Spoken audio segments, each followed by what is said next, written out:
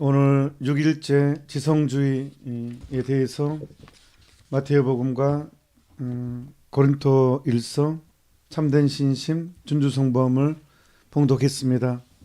여러분들 함께 했습니다. 어떠셨습니까? 자, 지성주의 말이 좀 어려울 수도 있어요. 쉽게 말하면 이해되면 내 이성으로 이해되면 받아들이고 이해 안 되면 안 믿고 또 똑똑한 사람처럼 보이고 싶어하는 마음. 그러니까 세계 주교 대의원 회의에서 나왔던 2000년 대의년에 나왔던 그 문헌 중에 악마에 대해서 은사세신과 어둠의 세력이라는 그걸 제가 한번 초창기에 CNBS 방송하는 초창기에 악마에 대해서 얘기했죠. 그때 그 회의 때 이런 얘기를 합니다. 흔히 현대인들은 악마를 꺼내지 않는다. 왜? 시대에 뒤떨어진 사람처럼 보일까 봐서. 시대에 뒤떨어진 사람처럼 내가 비춰질까 봐서 흔히 악마에 대한 이야기를 하지 않는다는 거예요. 그래서 이게 바로 지성주의입니다.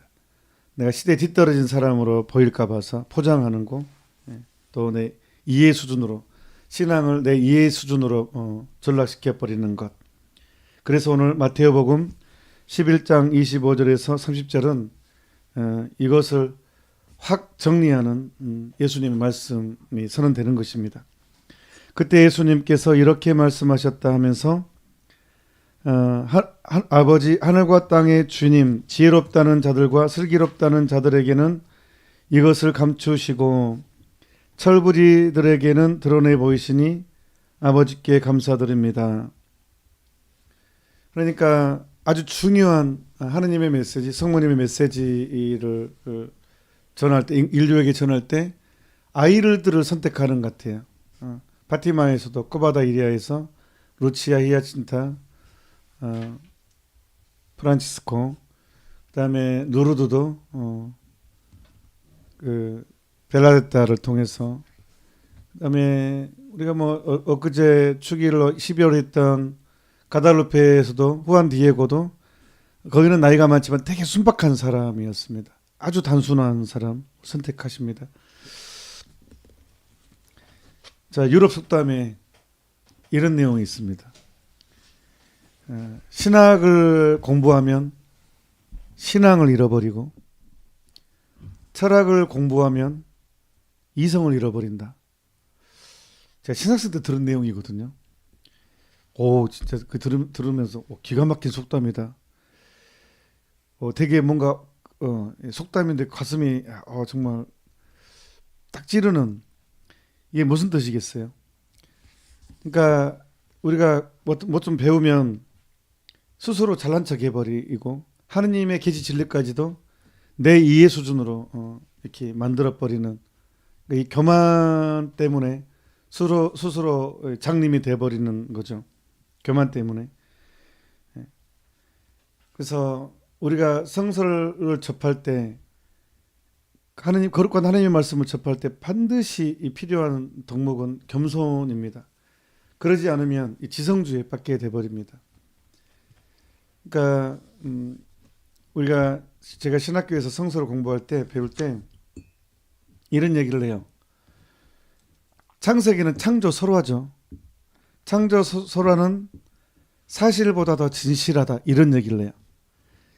하느님의 창조 설화는 사실보다 더 진실하다. 왜 이런 얘기가 나오냐 그러면 이 지성주의에 빠져버리면 이 하느님의 말씀, 이 구약성서 신약성서도 아예 역사책이나 하나의 과학책으로 접근해 버리는 거예요. 그러니까 과학책으로 접근하면 이게 안 맞죠. 이게 그래서 어떻게 세상에 하느님이 일주일 만에 창조할 수 있냐, 이게 가능하냐, 이렇게 이제 내 이성적으로 내 이해 수준으로 만들어버리는 거예요. 불가능하다. 그리고 성서에 보면, 구약 성서에 보면 막 900 몇 살까지 산 내용도 나오거든요. 사람이 어떻게 이 과학적으로 특히 옛날에는 900 몇 살까지 산다는 게 불가 지금도 기껏 최고 많이 산 게 120살 정도 되나요? 근데 성서에 900 몇 살이 나오거든요. 그러면 과학책으로 접근해 버리면 성서는 거짓말이 되는 거거든요. 근데 이 순간 이런 식의 접근을 해 버리면 이제 하느님은 그 사람 안에서 당신을 감추어 버리시죠. 참 말이 나왔으니까 900 몇 살이라는 개념은 옛날에 고대인들은 이 1년 365일을 우리는 1년으로 하지만 그때의 계산법은 다르죠. 지금하고.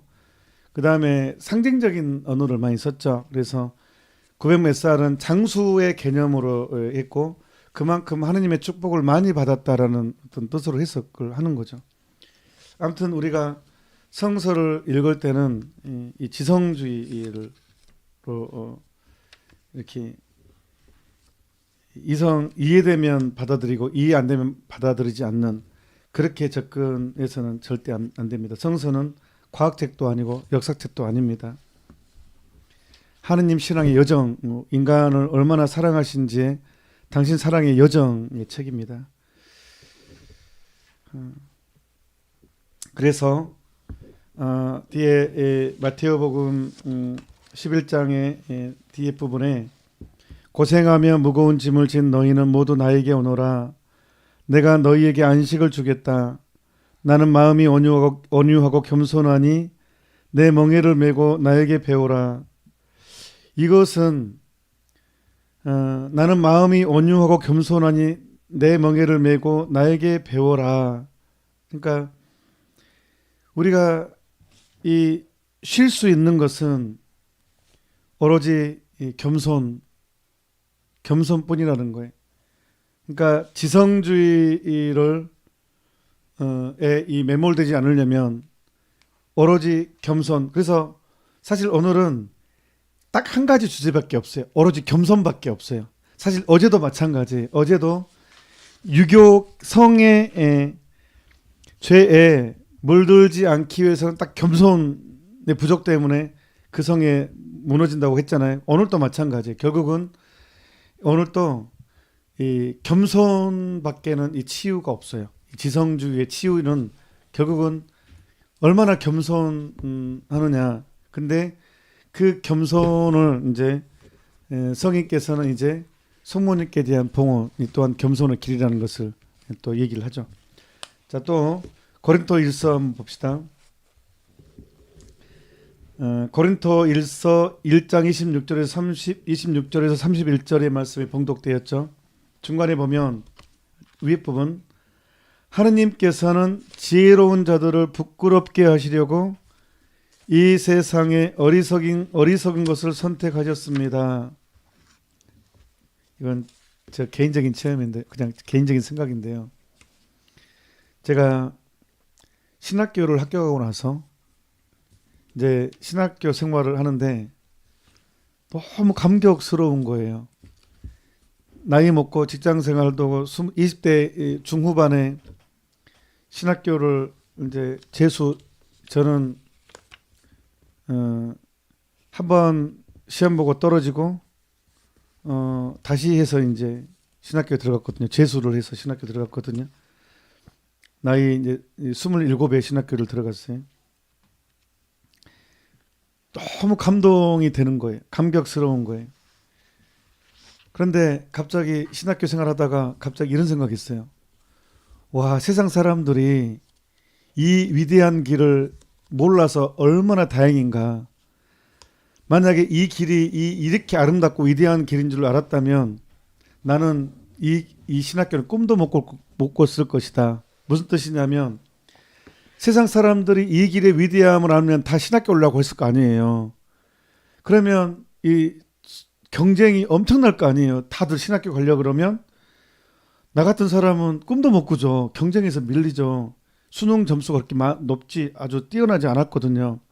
그러면 세상 사람들이 이 위대한 길을 안다면 하버드가 뭐예요? 우리 보통 최고 어려운 거를 뭐 미국의 하버드라고 하잖아요. 우리나라는 서울대. 그러니까 최소한 서울대 이상의 실력이 돼야 되는데 저 같은 사람이 끼긴 하겠습니까? 그래서 저는 그때 얼마나 감사한지 몰라요. 이 똑똑한 사람들이 이 길을 몰라서 얼마나 다행인가. 하여튼 다른 신부님들한테는 죄송한데, 하여튼 저는 그랬다는 거예요. 예, 나는 꿈도 못 꿨다. 그래서 사람들이 이 길을 몰라서 나 같은 사람들이 올 수 있어서 얼마나 다행인가. 이런 생각을 한참 했었습니다. 하느님은 진짜로 지혜롭다는 자들을 부끄럽게 하시려고 이 세상의 어리석은 것을 선택하신 건 너무나 분명한 것 같습니다. 제가 이렇게 사제로 사는 거 봐도 그런 것 같습니다. 예.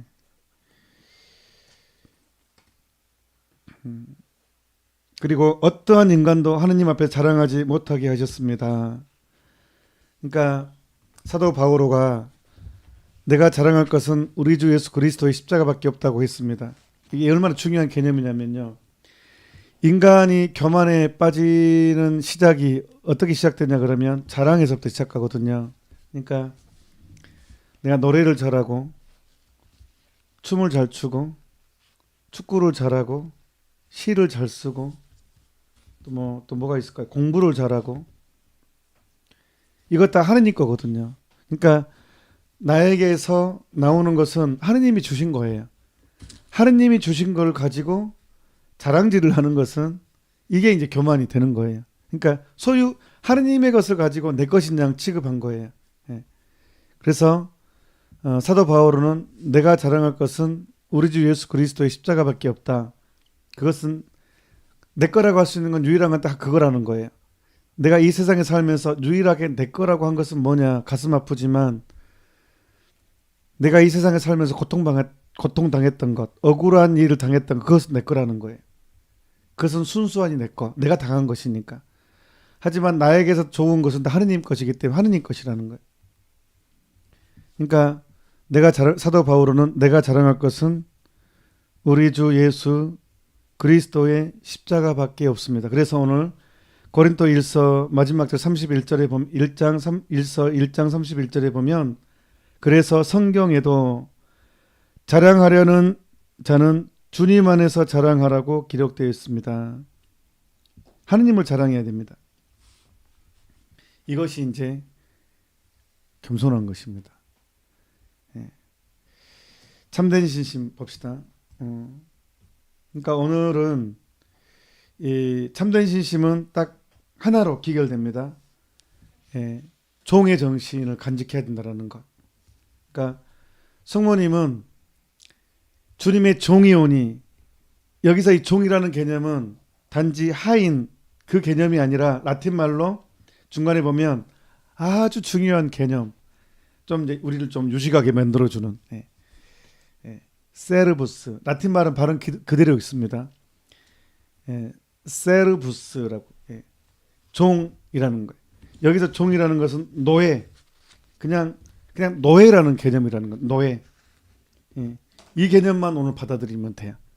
그러니까 성모님께서 가브리엘 천사를 방문을 받아서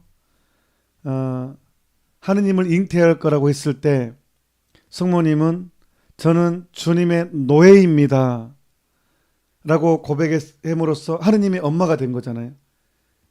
이제 예수님을 잉태했기 때문에, 예수님을 낳기 때문에, 하느님을 낳기 때문에 하느님의 엄마가 됐단 말이에요. 완전히 당신을 노예로 낮췄기 때문에 하느님은 가장 높이 올려줬어요. 그러니까 성모님의 마니피카스를 보면 권세 있는 자를 내치시고 미천한 이를 끌어올리신다고. 이게 신앙의 법칙이에요. 권세 있는 자를 내치시고 미천한 이는 끌어올리고. 예수님이 이걸 확정해 주죠. 첫째가 꼴찌가 되고 꼴찌가 첫째가 되고. 이게 이 개념입니다. 그러니까 완전히 자신을 놓쳐서 주님의 노예로 됐을 때 비로소 지성주의를 극복할 수 있다는 거예요. 그러니까 우리가 자칫 잘못하면 이 잘난 척하게 되면 이제 이해되면 받아들이고 이해 못하면 못 받아들이는 성서마저도 내 이해 수준으로 계속 해석해 버립니다. 내가 이해하는 수준으로 아전인수, 내 입맛에 맞는 하느님을 만들어 버려. 내가 하느님을 만들어버려. 그러니까 지성주의는 우상숭배밖에 만들죠, 사람을. 내 입맛에 맞는 하느님, 내가 만든 하느님. 하느님은 이래야 되고 이래야 돼, 이래야 돼. 내가 편하기 위해서. 결국은 지성주의는 우상숭배의 길로 우상숭배의 역할을 하죠. 예. 하느님을 내 입맛대로, 하느님은 내가 만든 하느님이 돼버리기 때문에 그렇습니다. 그래서 우리는 성모님 또한 성모님은 하느님을 완전히 노예였기 때문에 하느님을 잉태했고, 그래서 하늘의 모우기 때문에 그 모우의 고난으로 종을 거느린다는 거예요. 예. 여왕은 당연히 소유가 있다. 근데 이걸 또 영적으로 더 깊이 해석하면 우리는 자발적으로 그분의 노예가 될 때 우리를 하나의 세상적인 노예로 머무는 것이 아니라 가장 높이 우리를 또한 올려준다는 거예요. 예수 그리스도의 사람으로 예수 그리스도의 덕을 충만케 해준다는 거예요. 그러니까 완전한 겸손을 완전하게 위대함으로 채워주신다는 거예요. 그러니까 이게 완벽한 지성, 그러니까 내가 완벽하게 주님의 노예가 될 때 우리의 지성은 완벽하게 채워진다는 것, 이 역설을 지금 계속해서 강조를 하는 거예요. 그래서 준주성범도 계속 그것을 강조를 합니다. 예. 그래서 준주성범의 사망을 보면 뒷부분에 나의 가르치는 감옥은 세상 것을 천히 보고 잠세의 것을 싫어하고 영원한 것을 찾고 영원한 것에 맛을 붙이고 명예를 피하고, 세상 명예를 말하는 거예요. 명예를 피하고 악표를 참아 견디며 모든 희망을 나에게 두고, 오로지 내 모든 희망을 예수 그리스도께 두고 나 외에는 아무것도 원하지 않는 것, 모든 것을 초월해 나를 열렬히 사랑하는 것이다. 이 열렬히 사랑하는 것은 이것은 성모님의 온전히 기여할 때, 몽포르도 성인은 온전히 기여할 때 가능해진다. 그래서 오늘 제6일의 지성주의는 성모님께 자발적으로 성모님의 노예가 될 때, 이제 이 지성주의의 완성, 영적인 면에서의 이제 새롭게 해석된 지성주의, 이 지성주의는 이제 완벽한 예수 그리스도의 사람으로 되는 것이 이제로 기결이 됩니다. 오늘은 제6일은 지성주의를 공부했습니다. 다시 한번 강조하자면 이 지성주의의 반대는 완벽한 겸손. 이 완벽한 겸손은 성모님의 고백과 함께 하나 되는 것. 그래서 나도 자발적으로 성모님의 고백을 그대로 되풀이해서 성모님의 노예가 됐을 때 지성주의는 완벽하게 극복되고 새로운 지혜로 예수 그리스도의 사람으로 우리는 완성될 것입니다. 오늘도 여러분 승리하셨습니다.